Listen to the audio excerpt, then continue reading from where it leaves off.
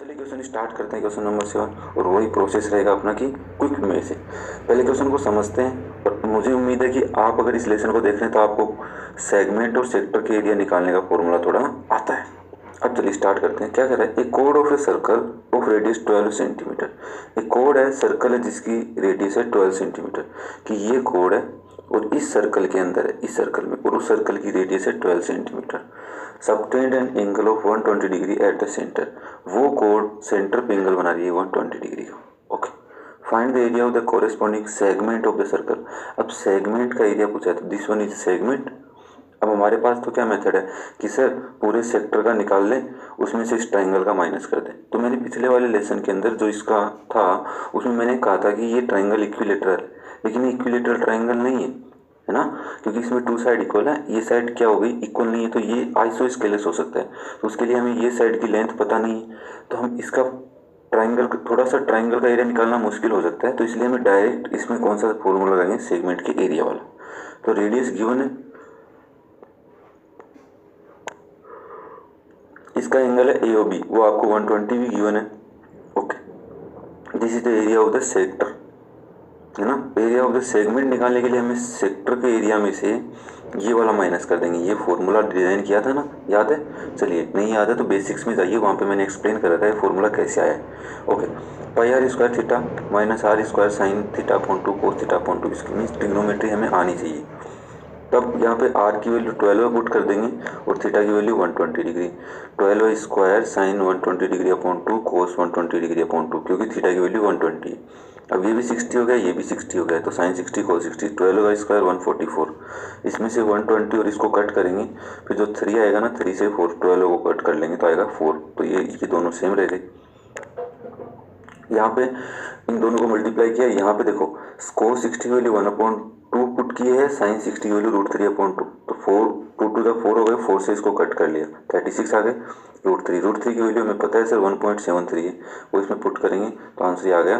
तो अभी देखो, अगर आपको फिर भी लगता है कि आप ट्राइंगल वाले एरिया से रिलेशन कर सकते हो इसको, तो पहले सेक्टर का एरिया निकालोगे, वो तो आएगा 150.72, और इस ट्राइंगल का जो एरिया आएगा वो 62.28 सेंटीमीटर स्क्वायर आएगा। आप निकाल के देख सकते हैं अगर फॉर्मूले से, तो इसमें से माइनस करेंगे तो हमारा सेगमेंट बचेगा। ये कॉन्सेप्ट के अकॉर्डिंग है, तो आपको समझ में आ गया सर सेगमेंट का एरिया कैसे आया। तो ये तो सिंपल सा क्वेश्चन था।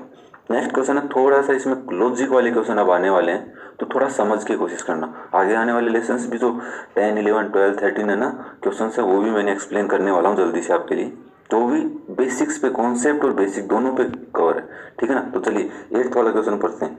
ए horse is tied to a peg at one corner of a square shaped grass field.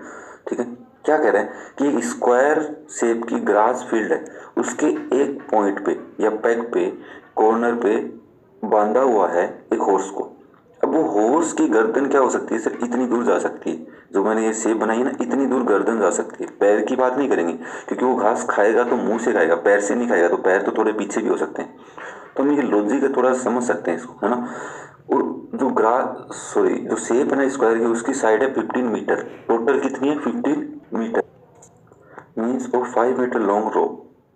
अब जो उस हॉर्स को टाई किया गया है, उस रोप की साइज है 5 मीटर, तो हम समझेंगे सर वो 5 मीटर इधर कवर कर लेगा, 5 मीटर इधर, 5 मीटर इधर, मीन्स यहाँ से एक सर्किल का पार्ट बन गया, और ये 90 डिग्री है, तो हम ये समझेंगे सर्किल का कौन सा पार्ट है, क्वार्टर है, ठीक है। तो ये सर्किल का क्वार्टर जितना है उतना तो घास खा जाएगा कि नहीं। हाँ, अब देखो the area of that part of the field in which the horse can graze. तो ये क्या है, सेक्टर है कि सेगमेंट है? हाँ, आप डायरेक्ट भी निकाल सकते हैं, सेक्टर है 90 पुट करेंगे, या फिर 1/4 निकाल लेंगे, तो इसका निकाल लेंगे। सेकंड क्या करें, the increase in the grazing area if the rope were 10 metre long of 5 metre. अब टोटल कितनी हो गई, 10 मीटर हो गई। ये नहीं कहा है 5 से आगे 10, टोटल 10 मीटर। देखो अच्छे से पढ़ो, if the rope were 10 metre long instead of 5 metre, 5 metre के साथ 10 मीटर हो गई, ठीक है ना। 5 मीटर इंप्रूव करने के बाद तो कितना करेगा, तो सिंपल सा सर, यहाँ तक तो कर लिया था उसने, अब बचा ये वाला, तो ये कितना है, ये कैसे निकालेंगे सर, इसका निकाल लेते हैं सेक्टर का, है ना, और फिर इस टोटल सेक्टर का निकाल लेंगे, बड़े वाले का, यहाँ से लेके इस टोटल सेक्टर का, उसमें से इस सेक्टर का माइनस कर देंगे, तो बचेगा क्या, ये वाला।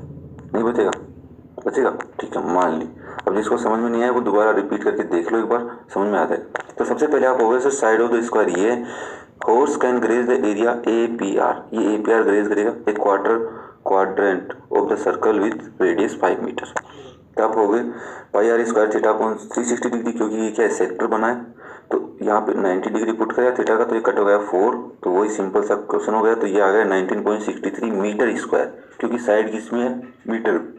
नेक्स्ट क्या कह रहा है, in increase in area when the rope is 10 metre लो, तो हम कहेंगे सर वो AQS खा जाएगा, इतना एरिया कवर कर लेगा, ग्रेज कर लेगा। तब वो एरिया ऑफ क्वाड्रेंट ASQ या AQS, उसमें से माइनस कर दो APR का, क्वाड्रेंट APR। यहाँ पे भी सिंपल सा वही फॉर्मूला, उसकी वैल्यू हम यहाँ पे पुट कर लेंगे। अब इसको सोल्व कर लेते हैं। अब मैंने इसको सोल्व कर रखा है पहले, माइनस यहाँ पे किया है, तो अब ये कंफ्यूज मत होना, ये 3 लाइनें क्या हैं, इसको सोल्व करने के लिए लिखी हैं। तो यहाँ पे 100, ये 4 आ गया नीचे, अब 4 से 25 टाइम कट हो गया, उसको मल्टीप्लाई कर लिया। ये यहाँ पे डेसिमल हटा के कर सकते हो, तो बचाएगा 314/4, जिसकी वैल्यू आई 78.5, उसमें से 19.63 माइनस करेंगे तो आएगा 58.87 मीटर स्क्वायर। तो इतना एरिया वो क्या करेगा, ग्रेज करेगा, जब रोप की लेंथ कितनी हो जाए 10 मीटर। अब इसमें इस क्वेश्चन को अगर आप देखोगे तो एग्जाम में कैसा आ सकता है सर, इसकी डायमेंशंस चेंज हो सकती हैं, ठीक है, और कुछ इससे रिलेटेड क्वेश्चन पूछ सकता है। तो समझना, तो क्वेश्चंस कर सकते हैं सर इससे रिलेटेड जो भी आपके पास आएंगे। तो चलिए क्वेश्चन नंबर 9 पे चलते हैं। A brooch is made with silver wire in the form of circle with diameter 35 metre. एक डिजाइन बनाई गई है, ब्रूच पायदान बोल सकते हैं अपन, जो सर्कुलर शेप में है, उसमें ये डायमीटर, जैसे सर्कुलर शेप है तो ये डायमीटर हो गया ना, क्योंकि सारी सेंटर से पास हो रही है, ये वायर यूज में लिया गया है। और ये राउंडेड शेप में भी क्या है, वायर ही यूज में लिया है। तो वो कह रहा है कि वो सिल्वर वायर कितना बड़ा लेना पड़ेगा, ठीक है, और डायमीटर कितनी है, 35 मिलीमीटर की है, ठीक है। The wire is also used in making 5 diameter which divide the circle into 10 equal sector. वो उसको सेक्टर में डिवाइड कर रहा है 10 इक्वल, क्योंकि ये सेक्टर हो गए ना, ये जैसे 9th वाला 8th वाला, ये सारे मैंने राइट कर रखे हैं यहाँ पे समझाने के लिए आपको, ठीक है ना। तो ये 10 इक्वल पार्ट में बनाए, तो ये पार्ट है क्या, देखो रेडियस और आर्क से मिलकर बन रहा है ना, तो उसको क्या बोलते हैं, सेक्टर, क्योंकि आर आता है। The total length of the silver wire required, ठीक है, area of each sector of the ब्रूच, इसके अंदर जो सेक्टर बन रहे हैं इस ब्रूच में ईच सेक्टर का कितना एरिया है, तो टोटल में से कितना, 10 का डिवाइड कर दो, क्योंकि उसे टोटल को 10 में पार्ट्स में डिवाइड कर रखे हैं, तो टोटल में किसका डिवाइड कर देंगे, 10 का, तो किसका आ जाएगा 1 सेक्टर का। तो ये सिंपल सा क्वेश्चन हो गया। चलो फटाफट मैं सोल्व करके दिखा देता हूँ कैसे कर रखा है। रेडियस ऑफ द सर्कल, पहले डायमीटर गिवन है तो रेडियस फाइंड आउट कर लेंगे, ठीक है। तो रेडियस फाइंड आउट करने के बाद आइए अपने पास 35/2 पुट कर सकते हैं या चेंज कर सकते हो आप इसको, ठीक है ना, 17.5 भी लिख सकते हो। तो हम सबसे पहले सरकमफेरेंस, क्योंकि वायर बाहर है तो इस वायर की सरकमफेरेंस जितनी बड़ी होगी उतना बड़ा वायर यूज में लेंगे। तो 2πr होती है 32/2, 2 से 2 कैंसिल, 7 से 35, तो ये आ गए 110 मिलीमीटर सॉरी। तो इतने मिलीमीटर तो वायर बाहर हमें राउंडेड शेप में चाहिए। नेक्स्ट डायमीटर में भी चाहिए, तो total length of the wire required कितनी होगी, सरकमफेरेंस और लेंथ ऑफ 5 डायमीटर, क्योंकि 5 डायमीटर में भी वो वायर यूज में लिया गया है, तो उससे मल्टीप्लाई कर दो ना 5 से 35 को, तो ये 175 को इसमें ऐड कर देंगे। तो इतना बड़ा हमें सिल्वर वायर चाहिए कि अगर हम ऐसा ब्रूच बना सके। एरिया कितना है, ये πr स्क्वायर टोटल होता है, πr स्क्वायर फाइंड आउट किया, उसमें किसका डिवाइड कर देंगे 10 का, तो अगर 96.25 मिलीमीटर स्क्वायर। समझ में आ रहा है 96.25 मिलीमीटर स्क्वायर कैसे आया।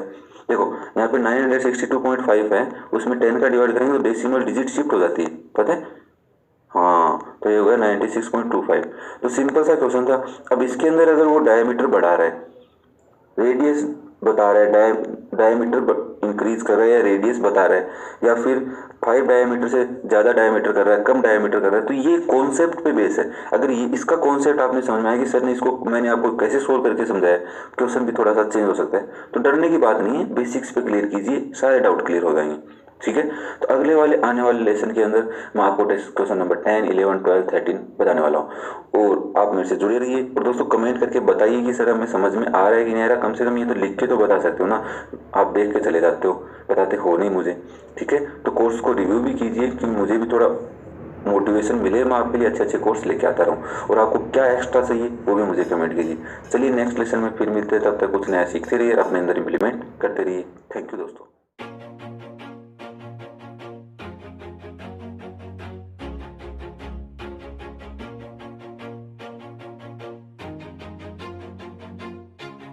always do it on my own, so I gotta get through it. And the only thing I know is to love what I'm doing. Never give up, never slow till I